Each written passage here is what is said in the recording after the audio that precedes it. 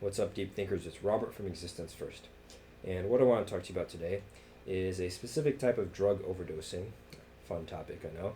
But what I learned about the human condition from this topic. Okay, at work, at my day job, we had to do a training on this medication called Narcan.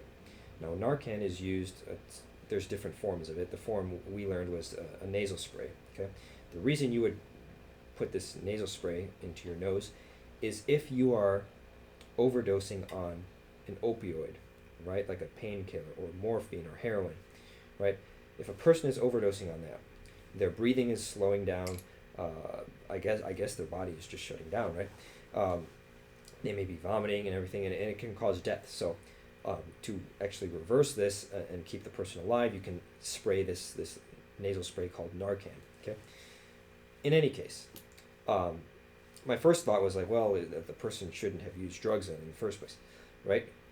But what I realized, what I learned from this training is actually this is happening to police officers who inspect drugs. They will confiscate drugs. They open the bag, and the powder from in the bag, it like floats up, and if they inhale the powder, like they can actually overdose. And I was like, no way. I was like, this is not possible.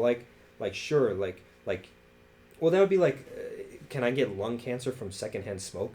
You know, like somebody's smoking a cigarette over there, and I inhale some of the smoke. Like I'm not gonna die from lung cancer. Like, yeah, it might affect me a little bit, but I'm like, there's no way. Like I can't.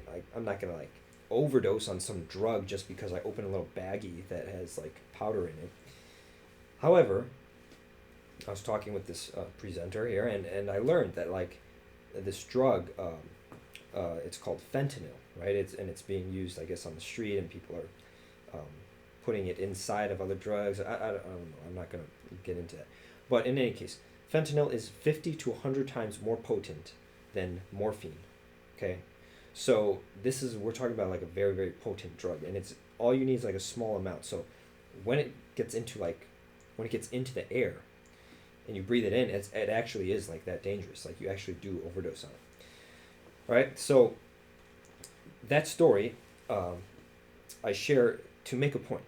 Okay, and the point is pillar one of Existence First, biological contingency, because it's trippy. Like you could actually, like the police officer almost died from that, right? The only reason he stayed alive is because he got to the hospital and they treated him with that the Narcan stuff, you know. But wow, it's like, obviously, yes, death is possible at any moment, right? And you drive a car, people die during car accidents, unfortunately, you know. A lot of people know others who have been killed by, let's say, drunk drivers, right? Like we know that death is very possible. Actually, we know it's certain, right? But at any given moment, it's possible. It's just not certain at that moment. Okay. So it raises some good questions, right? We have to really re-examine our view on death, and this is because our life is a little more precarious than we thought, right? We are biological creatures, right? And it needs to keep functioning certain ways if we want to stay alive. And if it stops functioning that way, then we're dead, right? It's that simple, right? So, I mean, one thing you can do right now is like take your pulse, right? Like put your fingers here, right?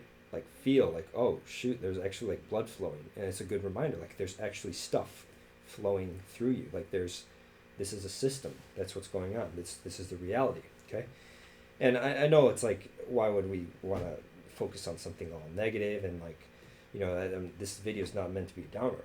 Okay, but this is about reality. I'm not saying like, oh, you're gonna die tomorrow, right? I'm saying like, you will, for sure, pass at some point. We just don't know how, and we need to respect reality and biology, right? The reason our understanding and our view of death sucks so much is that our understanding of biology sucks, right?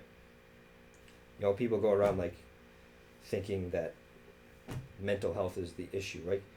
Neurotransmitters are the issue, right? Neurotransmitters, like, and also thoughts, okay, the way that you think, but it's a combination of those things, right? But the thoughts have a basis in the neurochemistry, anyways. Okay, long story short, let's back to the focus, okay? But this happens to people, right? If this system shuts down, there was this guy I heard about in locally here in the Bay Area that he was like into dancing and martial arts, like very popular dude, and he passed away apparently, like possibly from drowning, but we don't know because he was there by himself. But it's like if those lungs stop working, your heart, your brain, like those are very, very important. Okay. All right. Let's wrap this up. So it raises a lot of questions. Okay. It raises one question like, are you okay with all of this? Like the fact that, we're biologically dependent. So if something goes wrong, like that's it. Like, are you okay with that fact? Are you okay with that fact?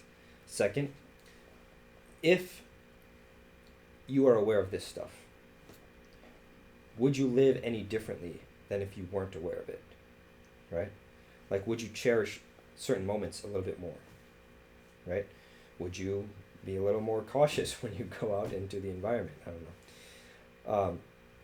Does it change your perception of life? Right? These are all valid points, right?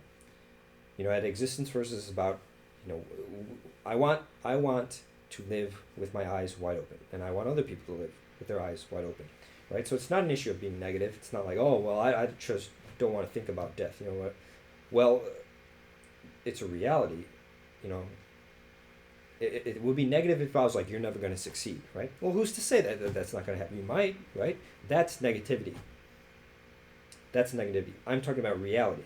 Like you will expire at some point. Okay, that's like the world being round, and then somebody's like, oh, I don't want to think about it. I still think it's flat. Like, no, stop talking about that. I want to talk about that topic. Like, that would be absurd. Okay, absurdity. Shout out to Albert Camus.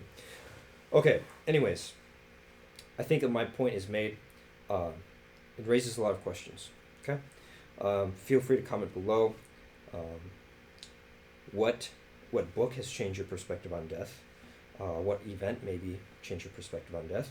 Okay, or any thoughts that you have on this issue. Okay, think deeply and put your existence first.